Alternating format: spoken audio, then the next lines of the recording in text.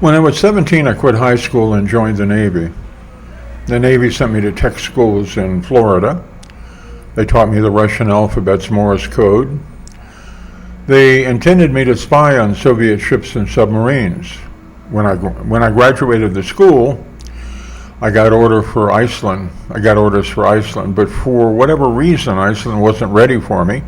So they parked me at the Navy Communications Station, Philadelphia, for a couple of weeks. I sat around most of the time. I got gopher jobs. One of these was to move messages from the Navy to civilian side, Western Union. The form these messages took was perforated tape. The chief petty officer would hand me a fistful of these strips. Take these to Western Union. 24 strips of paper with punched holes, teletype messages from Viet Nam. They said, "Your son is dead." They didn't say he died a hero's death. I walked with the paper strips to the Western Union office in that communication station. They'd send the message to its final destination. Then would come the dreaded knock on the door, a local military recruiter with a telegram. "Your boy will be back, but in a box." I was young then. I was still a teenager. I knew intellectually what the paper strips meant. Each one would prompt a mother's tears. A father would light a cigarette and walk outside in the twilight. He'd cry too, unseen. He'd cry and in his mind bury his son, bury the hopes he'd had for his boy. In Washington, a clerk would change the numbers. Generals planned, politicians spun narratives. I didn't cry. I was full of the aesthetic that nature gives young men, the chemical that lets them kill when ordered to, that allows them to be killed for a cause. Does anybody remember the cause?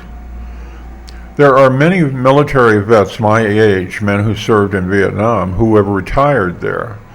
They're comfortable in their old age in a country that was their enemy. Well, they were told that it was. Now Hanoi is the capital of Vietnam, the victor in the war. Could there be a more irrational animal than man?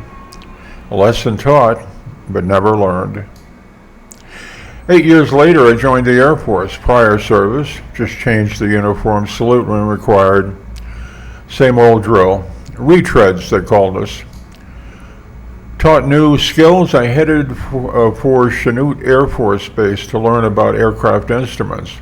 Then to Hamilton Air Force Base, Marin County, California, just north of San Francisco.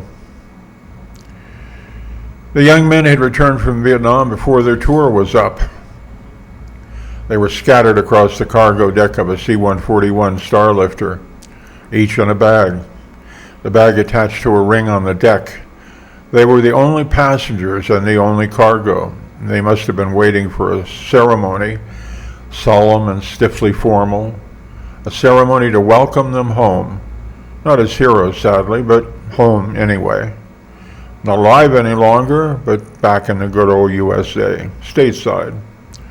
I was in the Air Force and stationed at Hamilton Air Force Base, an hour away. At Hamilton, I worked on F-106 instruments. Washington decided I should learn about the big transports, the C-5 Galaxy and the C-141 Starlifter. There were schools at Travis near Sacramento, and I was sent there to attend the schools.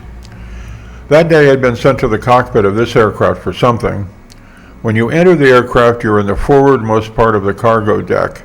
Steps to the cockpit are there, to the left. When I entered this plane, I was transfixed by the sight and the smell. Yes, the smell. I believe smell makes for strong memories. This was formaldehyde, something to put off decay. Because of the tropical heat and the days it would take to fly them home, a lot of formaldehyde was used, much more than in a civilian embalming. In the 10 hours needed to cross the Pacific, the smell had permeated the interior of the cargo bay. The sight and the smell were burned into my memory.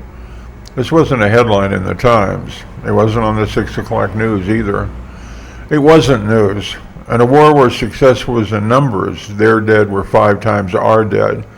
That made a small victory, a good day. These returning vets were not news because they arrived a dozen a week, each in a bag. A few years earlier in that war, nearly 50 a week died. I turned away from the scene and climbed the ladder to the flight deck. I did what I needed to do and climbed back down and out of the aircraft and onto the tarmac.